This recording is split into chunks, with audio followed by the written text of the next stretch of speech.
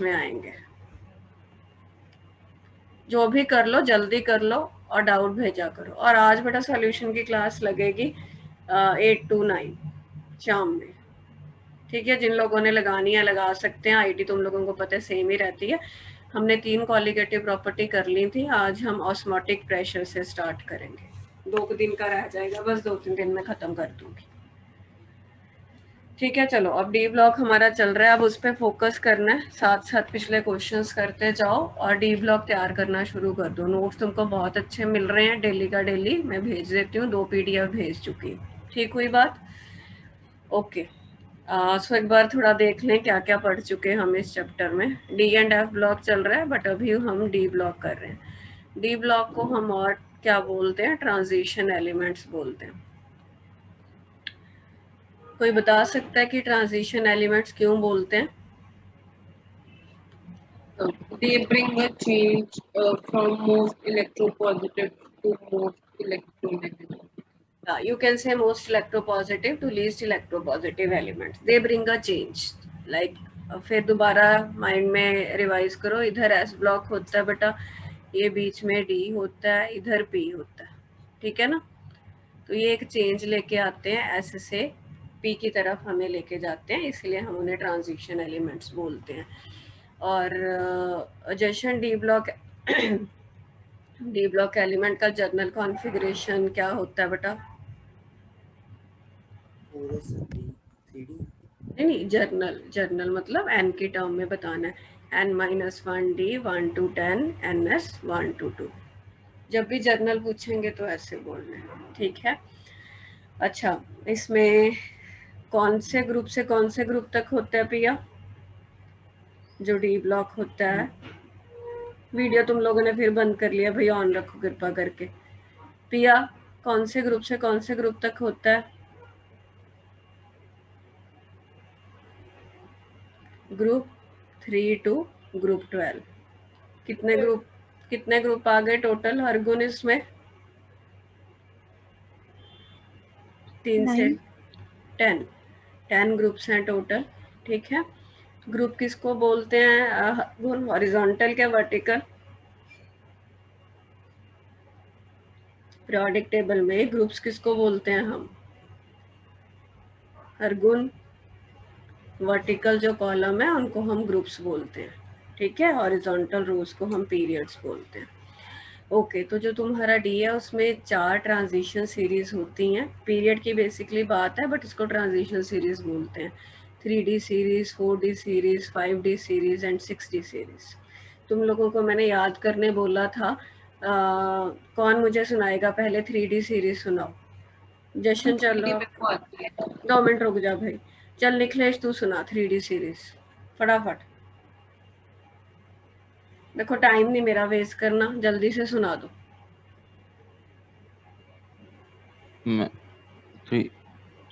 Video on कर और बोल, आवाज नहीं आती तेरी।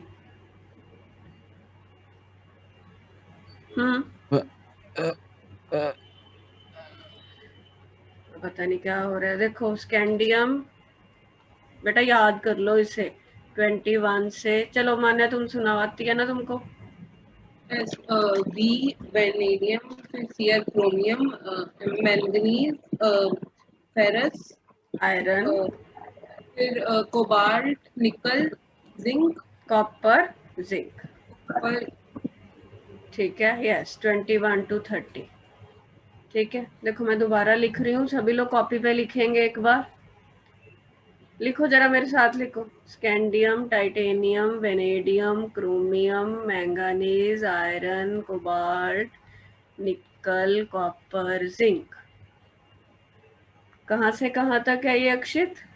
कौन सा मैंने बताया था अभी atomic number? Akshit starting from 21 going up to 30, ठीक है। This is called 3D series. Jashan 4D याद करिए।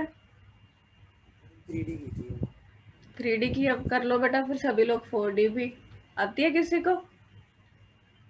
नहीं। यट्रियम, जिरकोन, लिखो मेरे साथ ये भी। Yttrium, zirconium, niobium, molybdenum, technetium, ruthenium, rhodium, palladium, silver, cadmium. क्या क्या है मन में, जब मैं बोलती हूँ अपने मन में बोला करो। Yttrium, zirconium, niobium, molybdenum, technetium, ruthenium, rhodium, palladium, silver, cadmium. Starting from 39 से आगे देख लो, 10 तक, ये 48 तक जाएगा। 39, 40, 41, 2, 3, 4, 5, 6, 7, 8। दोस्ती करनी जरूरी है एलिमेंट से, ठीक है। जिसको हम फ्रेंड बनाते हैं, थोड़ा टाइम स्पेंड करते हैं ना, उसके बारे में जानते हैं, तो इनकी जानकारी होनी ज़रूरी है, तभी इनके साथ दोस्ती हो पाएगी। तो प्लीज़ ये दोनों याद करो, फिर धीरे धीरे आगे बढ़ेंगे हम लोग। 3D सीरीज़ क्यों बोलते हैं इसको? क्योंकि इसमें 3D की फीलिंग होती है। इसको 4D सीरीज़ क्यों बोलते हैं? क्योंकि इसमें 4D सब शेल की फीलिंग होती है, लाइक दिस। उसके बाद हमने कुछ डेफिनेशन भी पढ़ी थी डी ब्लॉक एलिमेंट्स की। डी ब्लॉक एलिमेंट्स कौन से होते हैं? जिनमें डी जो है वो पार्शियली फिल्ड होना चाहिए। D orbital should be partially filled in the ground state of the element और इन द कोई भी मोस्ट कॉमन जो ऑक्सीडेशन स्टेट रहता है। जो जिंक, कैडमियम और जो मरकरी होते हैं, जशन क्या वो ट्रांजिशन एलिमेंट्स होने चाहिए अकॉर्डिंग टू द डेफिनेशन? नहीं होने चाहिए। रीज़न, क्योंकि इनमें D10 होता है ग्राउंड स्टेट में भी, और इनकी मोस्ट कॉमन ऑक्सीडेशन स्टेट +2 होती है, उनमें भी ये D10 ही दिखाते हैं। बट फिर भी हम इनको स्टडी क्यों करते हैं डी ब्लॉक के साथ? अक्षित वीडियो स्टार्ट करो और रिप्लाई करो मेरे क्वेश्चन का। क्या पूछा है मैंने? कि zinc, cadmium, mercury according to the definition they are not the transition elements, but even we study along with the transition elements. Why?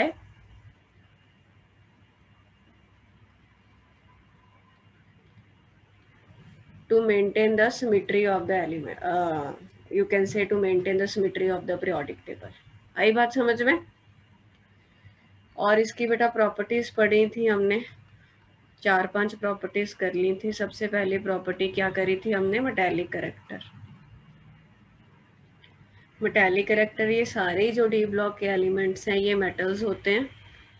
Got my point? जो मेटल्स की प्रॉपर्टीज होती हैं, लस्टर है, डक्टाइल है, मेलिएबल है, वो सारी इनकी प्रॉपर्टीज हैं। उसके बाद मेल्टिंग बॉइलिंग पॉइंट्स के बारे में इनकी डिस्कशन हमने करी थी कि इनके मेल्टिंग बॉइलिंग पॉइंट जनरली देखा जाए तो हाई होते हैं, क्योंकि इनमें नंबर ऑफ अनपेयर्ड इलेक्ट्रॉन्स काफ़ी होते हैं, जिनके कारण इनकी मेटल मेटल बॉन्डिंग अच्छी होती है, ठीक है। तो बाकी इनमें ग्राफ्स हमने किए थे, ऐसा कुछ इनमें बीच में डिप भी आ जाता है, लाइक 3D सीरीज़ में मैंगनीज में डिप आ जाता है, एंड 4D सीरीज़ में टेक्नीटियम में डिप आ जाता है, लाइक दिस। वो डिप क्यों आता है? क्योंकि ये एग्जैक्टली हाफ फिल्ड होते हैं। हाफ फिल्ड होने के कारण ये स्टेबल होते हैं, तो इनका जो इलेक्ट्रॉन का क्लाउड होता है वो न्यूक्लियस अपनी तरफ खींच लेता है, जिनके कारण इनकी मेटालिक बॉन्डिंग कंपैरेटिवली वीक हो जाती है।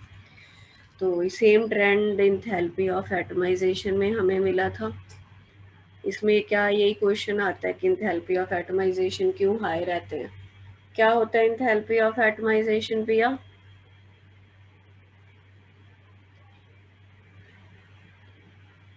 एंथैल्पी ऑफ, देखो नाम से याद किया करो। एंथैल्पी का मतलब होता है कितनी हीट चाहिए। एटमाइजेशन मतलब एटम बनाने हैं, उसके बॉन्ड तोड़ने हैं, ब्रेक करके अलग अलग एटम करने हैं, तो उसके लिए कितनी हीट चाहिए, उसको एंथैल्पी ऑफ एटमाइजेशन बोलते हैं। थोड़ा लिंक आप करोगे ना माइंड में, तो जितने आपस में बॉन्ड स्ट्रॉन्ग होंगे उतना उसको एटम अलग अलग करने में एनर्जी ज़्यादा लगेगी। बॉन्ड स्ट्रॉन्ग है ही है क्योंकि अनपेयर्ड इलेक्ट्रॉन जाते हैं, तो सेम चीज़ है सर। लोएस्ट, जैसे वो पूछेगा कि जिंक की लोएस्ट होती है 3D सीरीज़ में, वही रीज़न दोगे कि इसमें फुली फिल्ड है, अनपेयर्ड इलेक्ट्रॉन है नहीं। अनपेयर्ड इलेक्ट्रॉन नहीं है तो इसका मेटल मेटल बॉन्ड वीक है, जिसके कारण इसका एंथैल्पी ऑफ एटमाइजेशन सबसे कम है, ठीक। और हमने कौन सी प्रॉपर्टी पढ़ी थी इसकी? एक मैग्नेटिक प्रॉपर्टीज पढ़ाई थी तुमको। मैग्नेटिक प्रॉपर्टी में हमने देखा था कि ये ज़्यादातर पैरामैग्नेटिक होते हैं डी ब्लॉक वाले, और इनका एक फॉर्मूला होता है मैग्नेटिक मोमेंट का, n into n plus two Bohr magneton. इसमें n क्या है मान्य? Number of unpaired electron. Yes, n is a number of unpaired electron. ये क्या है जशन? क्या बोलते हैं बेटा इसको? म्यू। म्यू है, मैग्नेटिक मूवमेंट है ये, और ये formula spin only magnetic movement का है। एक ऑर्बिटल मैग्नेटिक मूवमेंट होती है, एक स्पिन मैग्नेटिक मूवमेंट होती है, बट जो ट्रांजिशन एलिमेंट्स हैं उनके लिए मेनली जो स्पिन वाली है वही रोल प्ले करती है। ठीक है, और भी हमने आई थिंक एक प्रॉपर्टी पढ़ी थी, कौन सी थी वो? देखना जरा। हाँ, याद आ गया मुझे, ठीक, variation in atomic and ionic sizes. Variation in atomic and ionic sizes, इसमें हमने काफ़ी कुछ पॉइंट्स पढ़े थे कि जैसे सीरीज़ है, जैसे पीछे हमने यही लिखी है, पहले तो नॉर्मल साइज़ क्या होता है? डिक्रीज़ होता है, फिर यहाँ पे डिक्रीज़ होता है, फिर कांस्टेंट सा हो जाता है, ठीक है, यहाँ तक, फिर लास्ट में इंक्रीज़ हो जाता था।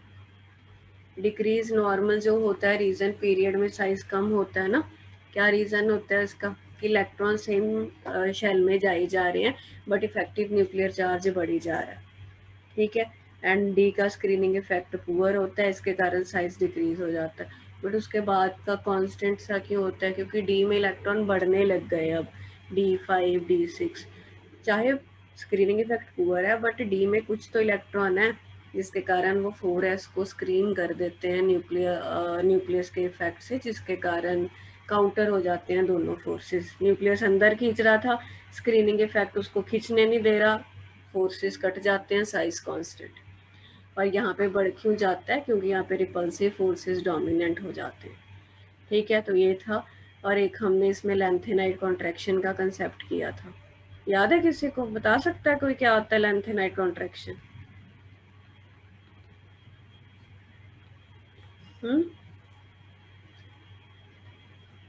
लेंथेनाइट कॉन्ट्रैक्शन क्या था बेटा? 3D टू 4D जाते हैं तो ग्रुप में हम नीचे को बढ़ रहे हैं, साइज बढ़ता है। क्यों बढ़ता होता है नॉर्मली भी? क्योंकि शेल बढ़ जाती है। बट जब हम 4D टू 5D जाते हैं, जो शेल का इफेक्ट होता है वो काउंटर हो जाता है, क्योंकि देखो यहाँ पे इसमें लेंथेनम के बाद हैफनियम आता है, ठीक है। यहाँ पे बीच में जो 14 एलिमेंट्स हैं उसमें 4f का फिलिंग होता है, जो लेंथेनाइड बनते हैं। 4f का स्क्रीनिंग इफेक्ट पुअर था, बहुत पुअर होता है, जिसके कारण न्यूक्लियस जो है उसको खींच लेता है, बढ़ने नहीं देता साइज को। जितना बढ़ता, देखो शेल 4 to 5 हुई तो साइज बढ़ना चाहिए था, बट 4f के कारण वो अंदर खींच गया, तो साइज 4D और 5D का ऑलमोस्ट सेम रहता है, जिसको लेंथेनाइट कॉन्ट्रैक्शन बोलते हैं। ये सारी कहानी हम कर चुके हैं। अब आगे बढ़ने से पहले एक दो क्वेश्चंस मैंने आप लोगों के लिए चूज करके रखे हैं, तो let's have a look on that. पहले करो तुम लोग, जो टॉपिक हो चुका उसके रिलेटेड है बेटा, ये चैप्टर तैयार करना शुरू कर दो। और देखो सही से बताओ, ऑब्जेक्टिव टेस्ट अपने आप किया था ना? देखा तो नहीं कैसा एक्सपीरियंस रहा? कर पाए क्वेश्चन? अभी चेक तो नहीं मैंने किए, मैं कल शाम को ही पहुंची हूँ, बताओ जरा।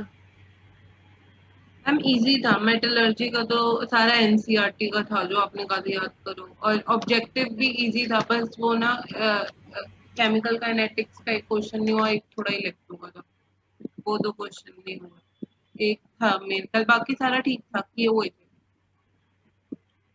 तभी मैंने 5 चैप्टर का ना कोलैबोरेटिव दिया था कि तुम लोग अपने आप को टेस्ट कर पाओ कि सिलेबस तो हमने 5 चैप्टर 6 चैप्टर कर लिए, तुम लोगों के माइंड में कितना।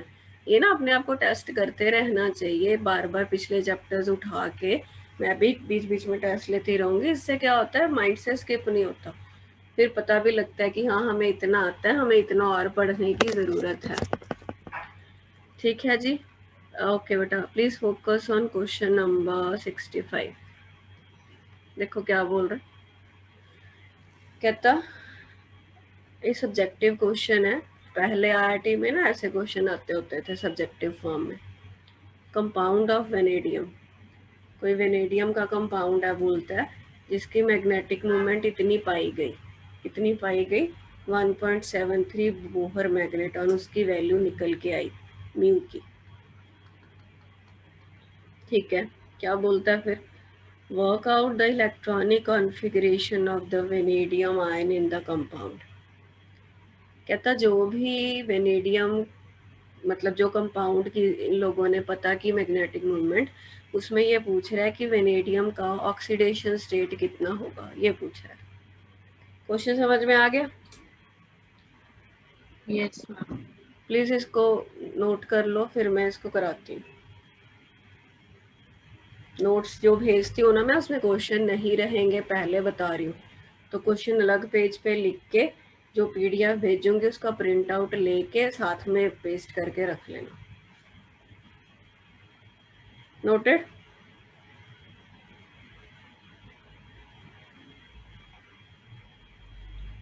फोटो खींच लो नहीं तो। कैसे करोगे, एनी आइडिया? बताओ मुझे, लगाओ दिमाग, बहुत आसान है।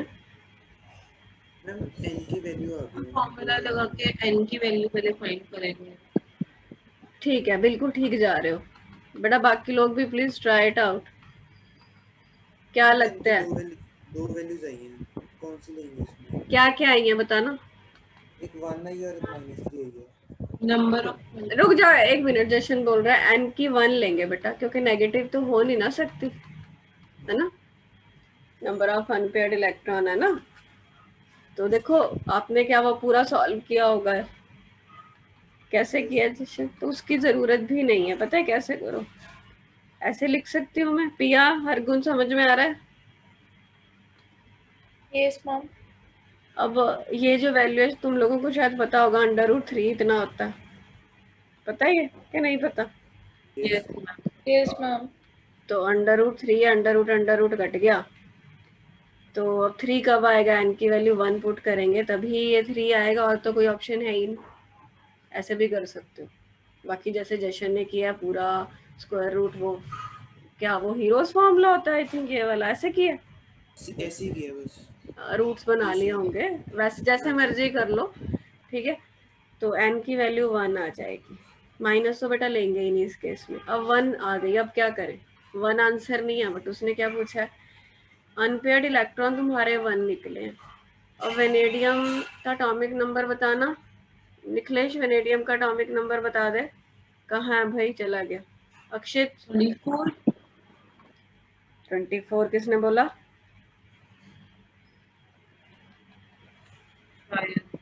अरे 21 22 23 है, ये गलत मत करो, 23 है वेनेडियम का। कॉन्फ़िगरेशन क्या होगी,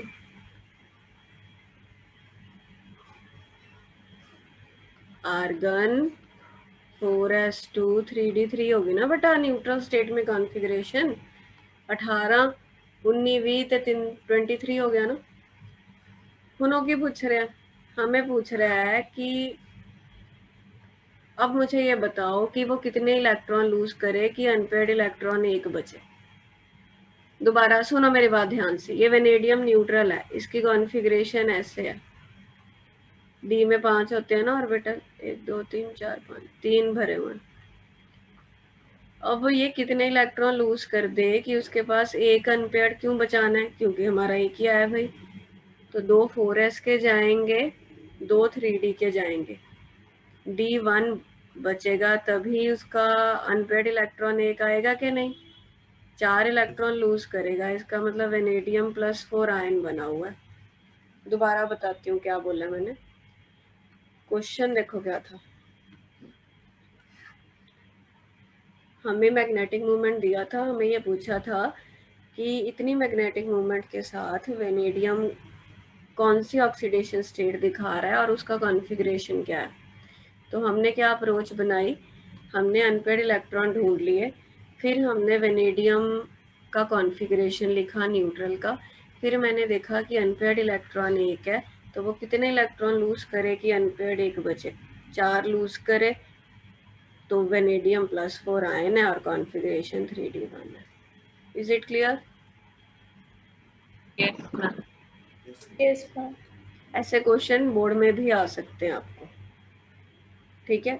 हम उल्टा करते थे आज तक, क्या करते थे, हमें आयन दिया होता था, हम अनपेड इलेक्ट्रॉन ढूंढ के मैग्नेटिक मोमेंट की वैल्यू निकालते थे। ऐसा क्वेश्चन भी आ सकता है, मैग्नेटिक मोमेंट दे दे और अनपेड इलेक्ट्रॉन निकालने हो, ठीक है। ओके, आगे चलते हैं।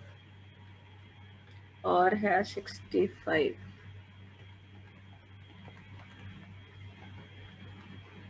सॉरी 65 तो हो गया, 51 असर्शन रीजन का है, जरा देखो 51 करो।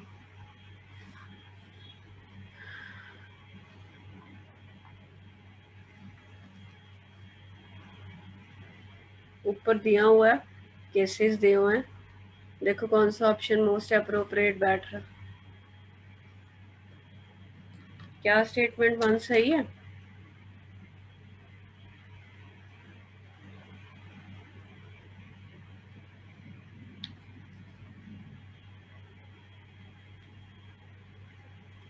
अरे इतना तो बता दो, स्टेटमेंट 1 सही है या नहीं। बेटा जिंक देखो ना, जिंक न्यूट्रल लिख लिया करो पहले। 30 है ये तो जाना पहचाना ही है हमारा, ये तो पूरा भर के बैठा होता है। अब Zn+2 जब होगा तो इसकी कॉन्फ़िगरेशन क्या बनेगी, 4s वाले गायब हो जाएंगे, 3d10 है ना। अब भी तो ये पूरा ही भरा है। 3d10 डायमैग्नेटिक होगा कि पैरामैग्नेटिक होगा? डायमैग्नेटिक होगा ना। देखो मेरी बात सुनो, 3d10 का मतलब ऐसे होगा ना बेटा, 5 होते हैं, ये पूरा भरा हुआ है, कोई अनपेयर्ड नहीं है। जब पूरा भरा होता है तो उसे डायमैग्नेटिक बोलते हैं, it will be repelled by the magnetic field. तो ये स्टेटमेंट सही है। अब बोलता है the electrons are lost from 4s orbital, ये स्टेटमेंट भी सही है, 4s से ही गए थे इलेक्ट्रॉन, तभी वो Zn+2 बना, ये भी स्टेटमेंट सही है। बट आप लोगों ने मुझे ये बताना है, क्या स्टेटमेंट 2 स्टेटमेंट 1 का रीजन भी बन रहा है? दोनों स्टेटमेंट अलग अलग सही तो हैं, हमने पता कर लिया, बट वो रीजन नहीं बन रहा बेटा। क्यों नहीं बन रहा मैं बताती हूँ। तो ऑप्शन बी करेक्ट है इसमें। स्टेटमेंट 1 भी सही है, स्टेटमेंट 2 भी ट्रू है, but statement true is not the correct explanation. अब आप बोलोगे मैम लग तो रहा है, देखो ये अपने डायमैग्नेटिक वो इसके कारण नहीं है क्योंकि इलेक्ट्रॉन यहाँ से गए हैं, डायमैग्नेटिक तो वो इसके कारण है क्योंकि that was repelled by the magnetic field, समझ रहे हो। And why it was repelled by the magnetic field, because there were no unpaid electrons present in it. तो इससे हमें क्या मतलब है कि वो किससे गए हैं, वो गए 4s से हैं। वो स्टेटमेंट अपने आप में ठीक है, बट वो उसका रीजन नहीं कहलाएगी। समझ आ गई बात? Yes, ma'am. Please take the picture of this question and all the 4 options as well, so that जब नोट्स पढ़ोगे तुमको पता लगे क्या बात डिस्कस हुई थी। हर बार रिकॉर्डिंग नहीं सुन पाओगे तो लिखते जाया करो साथ साथ, जो भी टीचर बताता है बस कॉपी पे लिख लिया, जो भी मतलब फोटो खींच ली। ओके, अब एक तुमको दे रही हूँ क्वेश्चन, वो घर से ट्राई करना जब पढ़ने बैठोगे। 1 मिनट। क्वेश्चन नंबर 5,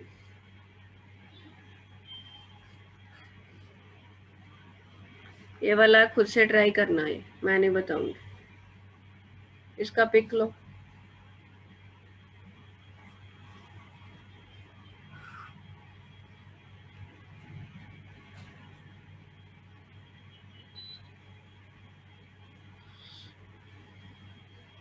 चले, हो गया? निखिलेश तू कहाँ चला जाता है बीच में?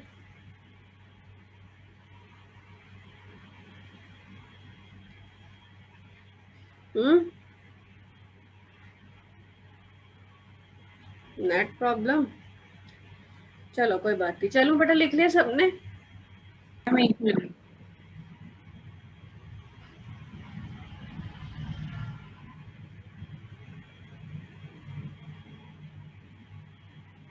Yes.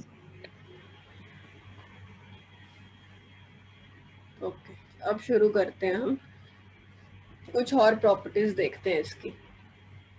टॉपिक क्या चल रहा है? हम चैप्टर कर रहे हैं, चैप्टर नंबर 8 है, ये याद रखना तुम्हारी सिलेबस के अकॉर्डिंग। बीच में अभी मैंने 7 छुड़वाया, वो बाद में करेंगे, पी ब्लॉक है वो। तो ये जो 8th चैप्टर है इसका नाम क्या है, डी एंड एफ ब्लॉक, या कई बार transition and inner transition elements भी बोल देते हैं। तो हम डी ब्लॉक अभी चल रहा है। डी ब्लॉक की प्रॉपर्टीज हमने 5 प्रॉपर्टीज कर ली हैं, बीच बीच में करा रही हूँ मैं, तो अभी 6th प्रॉपर्टी पे फोकस करना। नोट्स भेजूंगी, ध्यान दो इधर। कॉम्प्लेक्स फॉर्मेशन,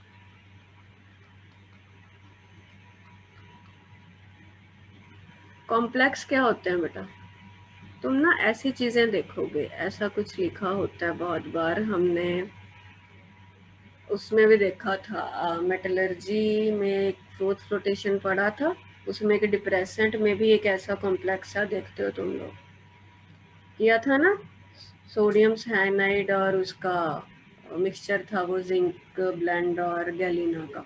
तो गैलीना कॉम्प्लेक्स नहीं बनाती, जिंक कॉम्प्लेक्स में बना देता है।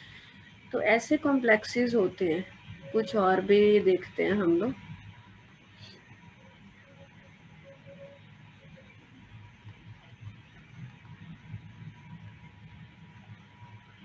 ऐसा कुछ दिखने को मिलेगा तुम्हें, ठीक है। इनको हम कॉम्प्लेक्सेस बोलते हैं। बेसिकली बेटा कॉम्प्लेक्सेस क्या होते हैं, इनमें जो मेटल एटम होता है ना, तुमको दिख रहा है सभी में ये मेटल एटम है, इसमें आयरन है, प्लेटिनम है, आयरन है, हमने उसमें किया था तो जिंक था, ठीक है। तो metal atom is bonded with neutral atoms और लिगेंड्स। ये अगला चैप्टर पढ़ेंगे हम, कोऑर्डिनेशन कंपाउंड, चैप्टर नंबर 9, उसमें कॉम्प्लेक्सेस के साथ ही डील करना है, लिगेंड उसमें टर्म आ जाएगी। फॉर द टाइम बीइंग हम ये देख रहे हैं कि कॉम्प्लेक्सेस क्या होते हैं। कॉम्प्लेक्स से हमेशा स्क्वायर ब्रैकेट से दिखाया जाएगा, और इसमें क्या होता है, सेंटर में मेटल एटम होता है और साथ में इसके कुछ एटम लगे होते हैं या लीगेंड लगे होते हैं। ये बेटा जो एटम या लीगेंड होते हैं ना, ये जो मेटल होता है इसको इलेक्ट्रॉन देने का काम करते हैं, इतनी बात याद रखोगे। जो मेटल एटम है उसको इलेक्ट्रॉन देते हैं, ऐसी चीज़ें साथ में लगी होती हैं, जैसे साइनाइड हो गया, क्लोरो हो गया, इसको क्लोरो बोलेंगे। ऐसी चीज़ों को हम कॉम्प्लेक्सेस बोलते हैं, ये एक एंटिटी बन के रहते हैं। जो डी ब्लॉक के एलिमेंट्स हैं,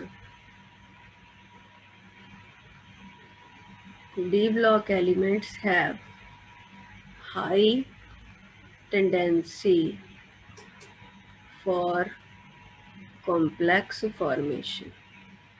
हम लोग देखेंगे कि ज़्यादातर जो कॉम्प्लेक्सेस होते हैं उनमें जो मेटल एटम होता है ना, वो डी ब्लॉक का ही है। ये एग्जाम्पल में भी तुमको दिख रहा है, आयरन डी ब्लॉक में है, प्लेटिनम भी डी ब्लॉक का है, जिंक का हम करते हैं वो भी डी ब्लॉक का है, गोल्ड सिल्वर के होते हैं वो भी डी ब्लॉक के होते हैं। तो डी ब्लॉक की एक प्रॉपर्टी बन जाती है कि D block elements have very high tendency for complex formation, ठीक है। इसके रीज़न क्या है, ऐसा क्यों है कि भाई डी ब्लॉक ज़्यादा क्यों बनाता है, इसके रीज़न ये है, वेकेंट डी ऑर्बिटल्स। मैंने क्या बोला कि कॉम्प्लेक्सेस कौन होते हैं, कॉम्प्लेक्सेस में मेटल को इलेक्ट्रॉन मिलते हैं, कहाँ से मिलते हैं, लीगेंड से, या साथ में जो एटम लगा होता है उससे। अब हमारे घर कोई मेहमान आ जाए, हम उसे तभी अकोमोडेट कर पाएंगे ना जब हमारे पास खाली कमरे होंगे, घर में एक्स्ट्रा रूम्स होंगे, तो ही हम अपने गेस्ट को ले सकते हैं। इसी तरह जो मेटल है, मेटल के पास वेकेंट ऑर्बिटल होने चाहिए, तभी वो किसी और से इलेक्ट्रॉन को ले पाएगा ना, इलेक्ट्रॉन को रखेगा कहाँ पे। तो जो डी ब्लॉक एलिमेंट्स होते हैं उनके पास वेकेंट डी ऑर्बिटल ज़्यादातर पाए जाते हैं, इसीलिए वो कॉम्प्लेक्स बनाने में ज़्यादा कैपेबल होते हैं, पहला रीज़न। दूसरा रीज़न ये होता है कि साइज, ऐसे लिखो, small size of D block ions. Second and third साथ में डिस्कस करते हैं, हाई चार्जेस। इन दोनों फैक्टर्स को इकट्ठा करके हम ये भी बोल सकते हैं high charge to size ratio. अब देखो, इलेक्ट्रॉन इसने लेने हैं, आयन ने इलेक्ट्रॉन लेने हैं। इलेक्ट्रॉन बेटा कौन लेगा? जिसका साइज एक तो छोटा होगा और जिसपे चार्ज हाई होगा। सुनो मेरी बात ध्यान से, कोई आयन है, मान लो Mn+ आयन है, इसकी इलेक्ट्रॉन लेने की टेंडेंसी कब ज़्यादा होगी? जब इसका साइज कम होगा और इस पे चार्ज हाई होगा, इजंट इट? हाई चार्ज का क्या मतलब है? तभी वो इलेक्ट्रॉन को अट्रैक्ट करेगा। साइज छोटा, चार्ज हाई, इलेक्ट्रॉन को खींच पाएगा। और उसके पास वेकेंट डी ऑर्बिटल्स भी हैं ताकि इलेक्ट्रॉन को वो अकोमोडेट कर पाए। अब जो डी ब्लॉक वाले होते हैं उनके साइजेस स्मॉल वाली रेंज में आते हैं और चार्जेस ज़्यादा होते हैं, जिनके कारण ये रेशो ओवरऑल हाई हो जाता है, जिनके कारण it has a capacity for complex formation. तो दो रीज़न बताने हो तो नेट शेल में क्या बताएंगे? Vacant D orbitals, second high charge to size ratio. Due to these two reasons, it has the capacity for complex formation. Now, what are complexes? In which metal is bounded with the ligands or atoms, ions, you can say. Is it clear?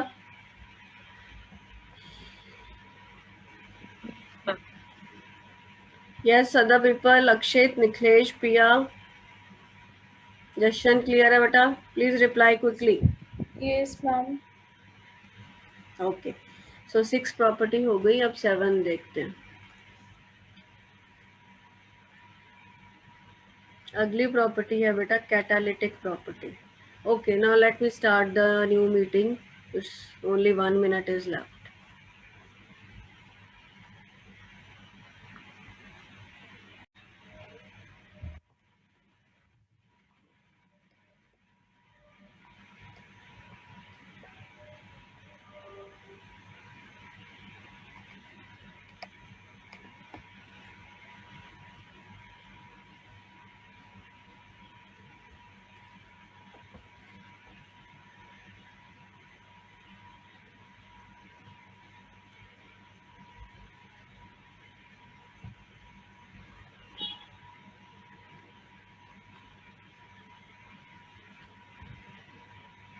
Please start your videos.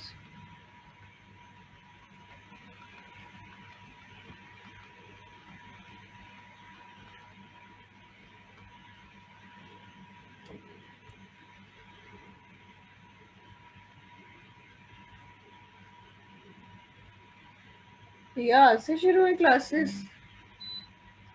Yes, ma'am. आज से ही। Any notification about school opening? No, ma'am. बाकी लोग कहाँ रह गए?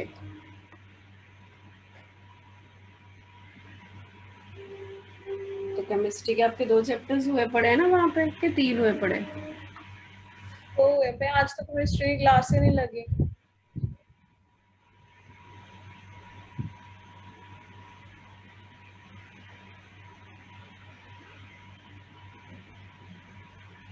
अर्गुन बीच में कहाँ चली गई? एक बार आई थी। आगे सभी लोग? हाँ जी। सो हम बात कर रहे थे बेटा 7th property of D block element, that is catalytic properties. अब इसका क्या मतलब है? अच्छा तुम लोग मुझे ये बताओ, हेबर प्रोसेस याद है जशन क्या होता था? ये सुना कभी? हमने पढ़ा था सरफेस केमिस्ट्री में भी। हेबर प्रोसेस होता है अमोनिया के बनने की प्रोसेस को बोलते हैं हम। इसमें कैटालिस्ट यूज होता है, कौन सा था? एनीवन? सॉरी, निकल था। नहीं, आयरन था। ठीक है, ओके। एक और प्रोसेस काफ़ी कॉमनली होती है, हाइड्रोजनेशन ऑफ वेजिटेबल ऑयल्स। पढ़ते हो ना ये हाइड्रोजनेशन ऑफ वेजिटेबल ऑयल को हाइड्रोजनेट करके वेजिटेबल घी में कन्वर्ट करते हैं। इसमें कौन सा कैटालिस्ट है? इसमें था निकल। ठीक है, एक और प्रोसेस होती है कॉन्टैक्ट प्रोसेस, सुना है कभी? ये प्रोसेस होती है सल्फ्यूरिक एसिड के फॉर्मेशन की प्रोसेस। इसमें कौन सा कैटलिस्ट होता है? ये तीनों हम लोग कर चुके सरफेस में, V2O5। अच्छा मुझे बताओ, मैंने 3 एग्जाम्पल लिखी है, इसमें वेनेडियम है ना बेसिकली। इन ये जो 3 लिखे हैं मैंने, ये कौन से ब्लॉक के एलिमेंट्स हैं? D block. डी ब्लॉक के। तो क्या हम बोल सकते हैं कि जो डी ब्लॉक के एलिमेंट्स हैं, they have the tendency to act as catalyst, isn't it?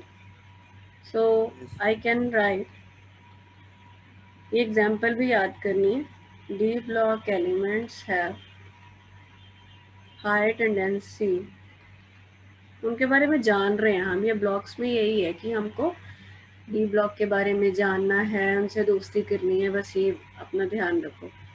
Have very high tendency to act as catalyst, पता तो चल गया, हाँ जी यार ये कैटलिस्ट का काम कर रहे हैं, हमने कई एग्जाम्पल देख ली। फिर हमको थोड़ा ये आइडिया भी तो होना चाहिए कि वो ऐसा करते क्यों हैं। जैसे पीछे हमने देखा कि वो कॉम्प्लेक्सेस बनाने की टेंडेंसी दिखाते हैं, फिर हमने देखा भी क्यों ऐसा कर रहे हैं। अब हम देख रहे हैं कि कैटलिस्ट का काम कर रहे हैं, क्यों कर रहे हैं कैटलिस्ट का काम वो, है ना। तो इसके क्या क्या रीजंस हैं? इनका हाई सरफेस एरिया होता है बेटा। अच्छा, एक हमने कैटलिस्ट कैसे काम करता है, एक एड्सॉर्प्शन थ्योरी पढ़ी थी, याद है? एड्सॉर्प्शन थ्योरी कैटलिस्ट के काम करने की क्या होता था, ऐसे एक डायग्राम भी तुमको दी थी कि जो कैटलिस्ट होता है उसके पास सरफेस एरिया या फ्री वैलेंसीज होते हैं, जिनमें जो रिएक्टेंट होते हैं वो इसके सरफेस पे एब्जॉर्ब हो जाते हैं, फिर वो क्लोज हो जाते हैं, जिनके कारण इनमें बॉन्ड बन जाते हैं और वो प्रोडक्ट बना देता है। तो कोई भी चीज़ कैटलिस्ट का काम करने के लिए उसका सरफेस एरिया अच्छा होगा तो उसके कैटलिस्ट बनने के चांसेस ज़्यादा रहते हैं। क्यों? क्योंकि रिएक्टेंट मॉलिक्यूल उसके सरफेस पे जाके एब्जॉर्ब कर सकते हैं, और जो डी ब्लॉक वाले हैं इनका सरफेस एरिया हाई होता है, पहला रीज़न। दूसरा रीज़न बेटा ये होता है कि जो डी ब्लॉक वाले हैं, तुमको पता है उनके पास अनपेयर्ड इलेक्ट्रॉन्स ज़्यादातर होते हैं। अब अनपेयर्ड इलेक्ट्रॉन इजीली एक्साइट हो जाते हैं, ग्राउंड स्टेट से एक्साइटेड स्टेट में चले जाते हैं, बट एक्साइटेड स्टेट में पता होगा कि वो फिर वापस आते हैं, स्टेबल तो होते नहीं। पढ़ी हुई हैं ये बातें?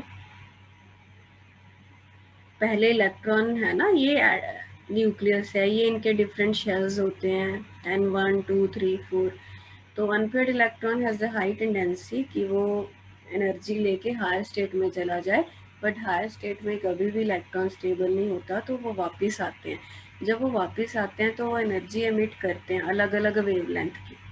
तो वो जो एनर्जी निकलती है ना बेटा, वो एक्टिवेशन एनर्जी का काम कर जाती है फॉर द रिएक्टेंट। अच्छा, रिएक्टेंट को प्रोडक्ट बनाने के लिए एक्टिवेशन एनर्जी चाहिए होती है कि नहीं, बताओ बोलो। एक्टिवेशन एनर्जी क्या होती है? जब कोलिजन इफेक्टिव हो, एक्टिवेशन एनर्जी एक चाहिए होती है ना, पढ़ी थी हमने। वो एक्टिवेशन एनर्जी कैटलिस्ट प्रोवाइड कर देता है।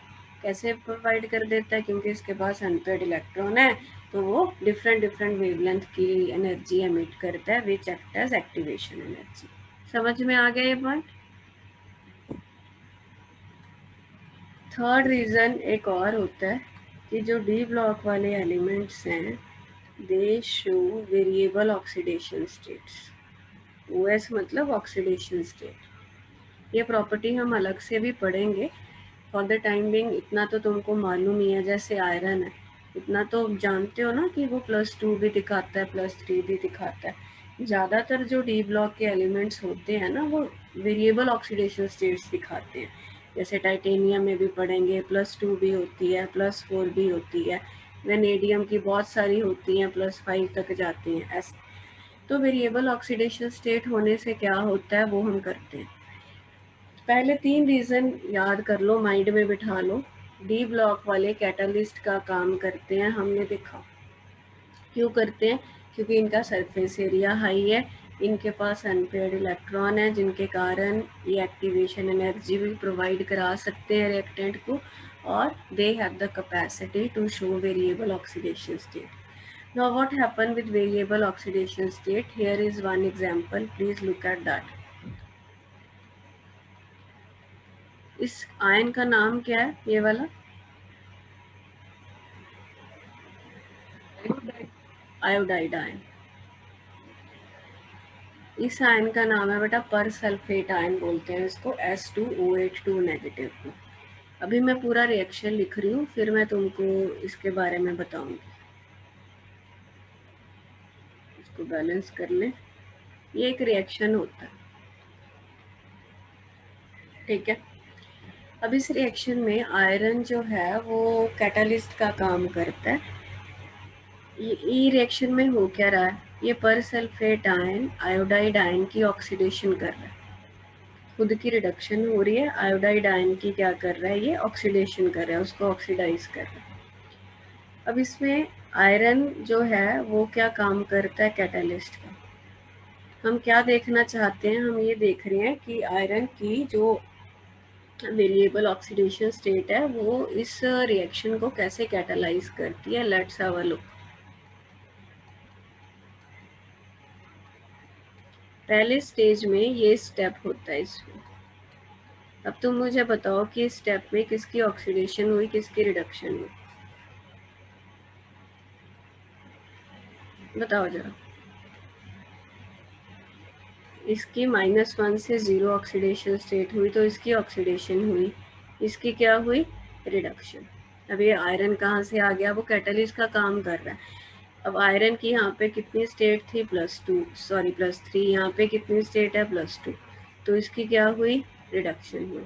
फिर देखते हैं अगले स्टेप में क्या हो रहा है।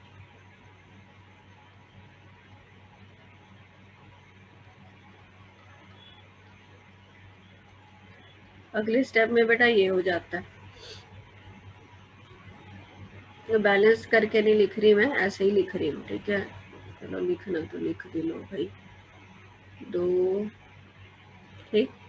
अब इसमें क्या हो रहा है अगले स्टेप में, ये स्टेप 2 है। अब इस स्टेप में आयरन की +2 से वापस +3 जा रही है। अब तुम इन दोनों रिएक्शन को ऐड करके देखना, तुमको यही वाला मिल जाएगा। मेरी बात समझ रहे हो। बट इसमें कैटालिस्ट का काम कौन कर रहा है, इसमें कैटालिस्ट का काम आयरन +3 कर रहा है। तो क्यों कर रहा है वो आयरन +3 का काम, क्यों कर पाया, क्योंकि it has the capacity to change to +2 oxidation state. तो वेरिएबल ऑक्सीडेशन स्टेट दिखाता है, इसीलिए वो कैटालिस्ट का काम कर पाते हैं डी ब्लॉक वाले। This example is important.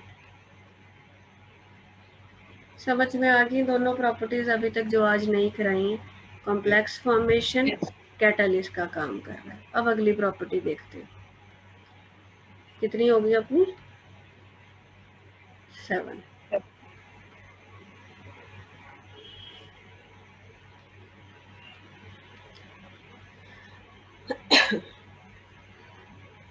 एक और प्रॉपर्टी इसकी है, इंटरस्टिशियल कंपाउंड फॉर्मेशन।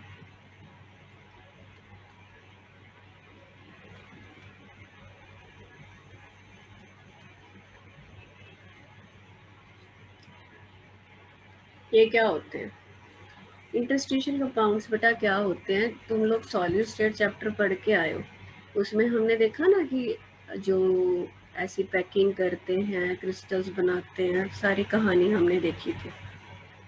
और तुमने उसमें काफ़ी टाइप की वॉइड्स भी स्टडी करी थी, tetrahedral void, octahedral void and all that. तो इसमें होता क्या है, जो स्मॉल एलिमेंट्स होते हैं ना, जैसे बोरोन है, कार्बन है, हाइड्रोजन है, इनके एटम बहुत ही छोटे होते हैं। तो इनके atom being small, they have the capacity to get fit into the voids. Suppose करो, एक एग्जांपल ले लेते हैं, जैसे वेनेडियम का लैटिस है, मान लो ये वेनेडियम का लैटिस है सपोज। तो जब ये लैटिस बना देगा, बीच बीच में वॉइड्स हैं, और उस वॉइड्स में कोई और एटम घुस सकते हैं, जैसे कि मान लो हाइड्रोजन है, बीइंग स्मॉल उसके एटम यहाँ बीच में वॉइड्स में सेट हो जाते हैं। तो ऐसे कंपाउंड्स को हम इंटरस्टिशियल कंपाउंड्स बोलते हैं।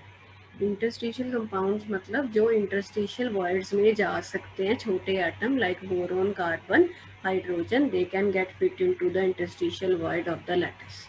ऐसे को हम इंटरस्टिशियल कंपाउंड्स बोलते हैं। और ये देखा गया कि जो डी ब्लॉक एलिमेंट्स होते हैं, they have tendency to form interstitial compounds. पहली बात ये है। फॉर एग्जाम्पल ऐसे कई कंपाउंड्स मिले, मैंने 0.56 लिखा है, और भी इसके बहुत सारे एग्जाम्पल्स होते हैं, ठीक है। इसका क्या मतलब है, ये मैं बताती हूँ। इंटरस्टिशियल कंपाउंड समझ में आ गया क्या होता है, और डी ब्लॉक वाले बनाते हैं। तो interstitial compounds are mostly non स्टिशियोमेट्रिक।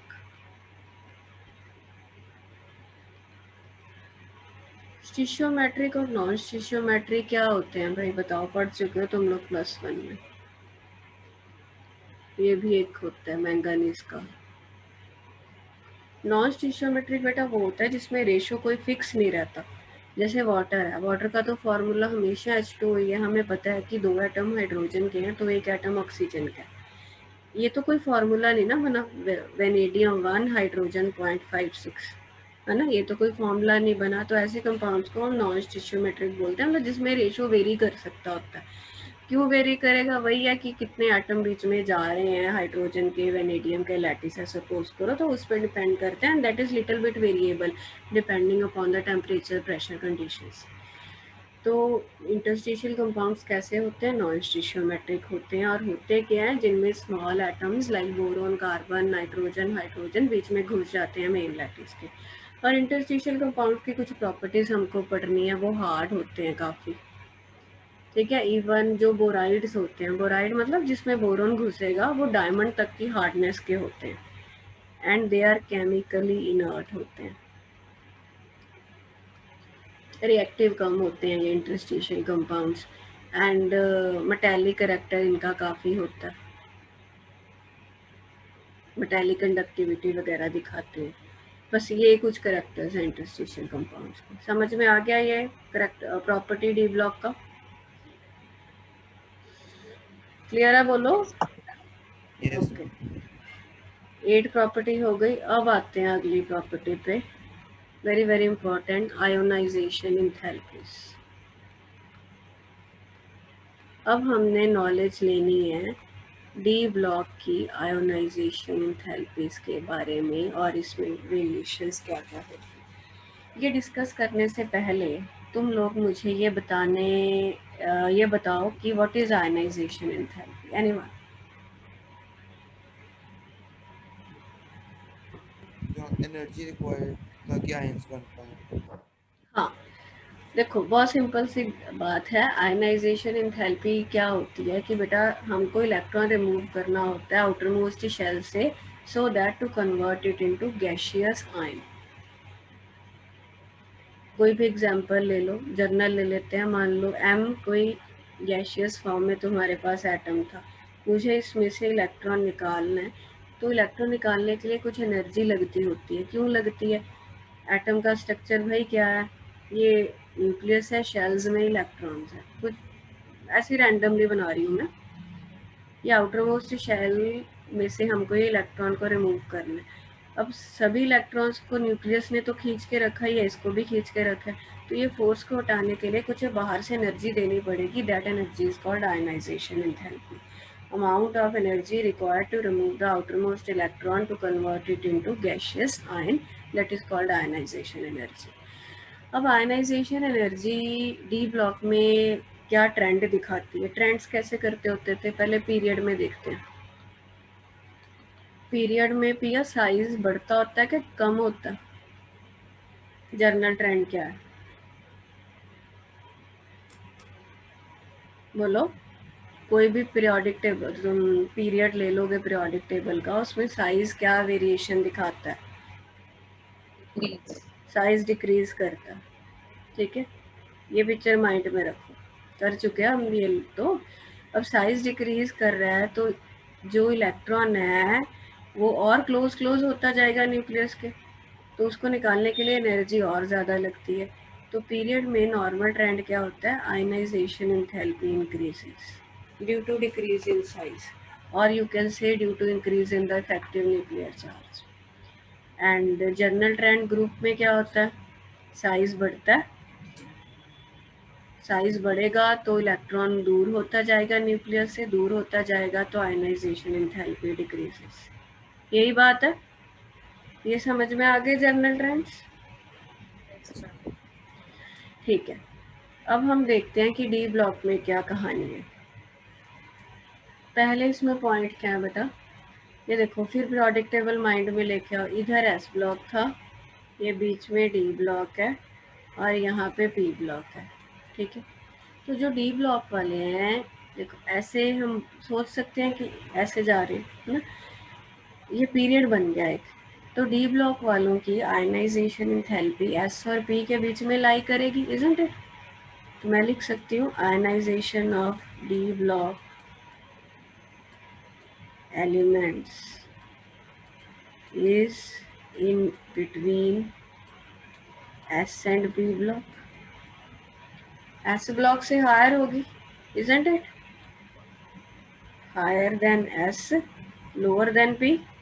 Journal बातें हैं ये, कोई देखो इनऑर्गेनिक केमिस्ट्री में हार्ड एंड फास्ट नहीं होता, एक्सेप्शंस बहुत रहते हैं, बट हम एक जर्नल बात कर रहे हैं। ठीक है, दूसरा, अब डी ब्लॉक की जैसे हम फर्स्ट सीरीज की मान लो बात करते हैं, तो स्कैंडियम, टाइटेनियम, वेनेडियम से लेकर जिंक तक। अब ये पीरियड वाली कहानी है, तो आयनाइजेशन एंथैल्पी इंक्रीज होनी चाहिए, होती भी है increase, but there are lot of variation.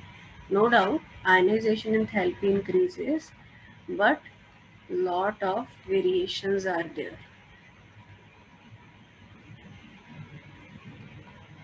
ठीक है, पहली बात तो ये उतना ज़्यादा मतलब नहीं बढ़ते हैं एलिमेंट टू एलिमेंट, जितनी आयनाइजेशन एंथैल्पी एस या पी ब्लॉक के एलिमेंट्स में बढ़ती है।